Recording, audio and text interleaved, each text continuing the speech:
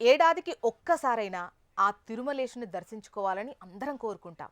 విదేశాల్లో ఉన్నవారు కూడా వచ్చినప్పుడు స్వామిని దర్శించుకోవాలి అనుకుంటారు. ఇలాంటి వారి కోసం టీటీడీ ఓ ప్రత్యేక సదుపాయాన్ని అందిస్తోంది. విదేశాల్లో నివసిస్తున్న తెలుగువారు, భారతీయులు స్వదేశానికి వచ్చినప్పుడు తిరుమల శ్రీవారిని దర్శించుకోవాలని కోరుకుంటారు. అయితే తక్కువ రోజుల సెలవుల్లో రావడం వల్ల సాధారణ క్యూ లైన్లలో గంటల తరబడి వేచి ఉండటం చాలామందికి ఇబ్బందే కదా.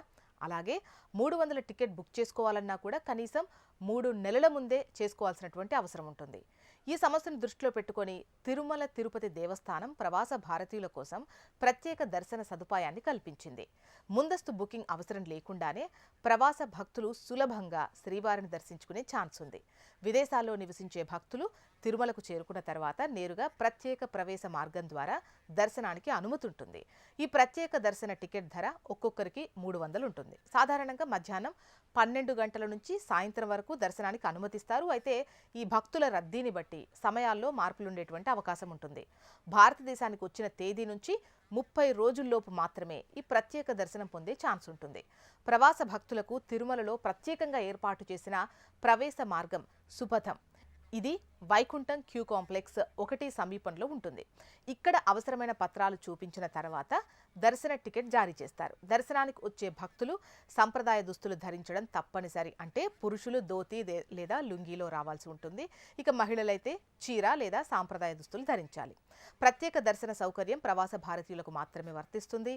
ప్రవాస భక్తులు దర్శనానికి వెళ్లేటప్పుడు తప్పనిసరిగా ఒరిజినల్ పాస్పోర్ట్ వెంట తీసుకెళ్లాలి.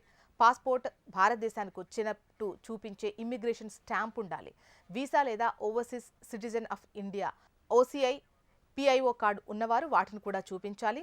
అధికారులు పాస్పోర్ట్ వివరాలు పరిశీలించిన తర్వాతే దర్శనానికి అనుమతిస్తారు.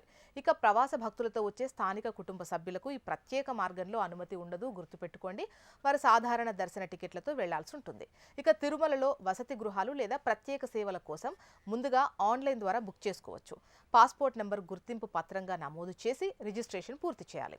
వసతి గదులు పొందడానికి కనీసం 2 నెలల ముందుగానే బుక్ చేసుకోవడం బెటర్.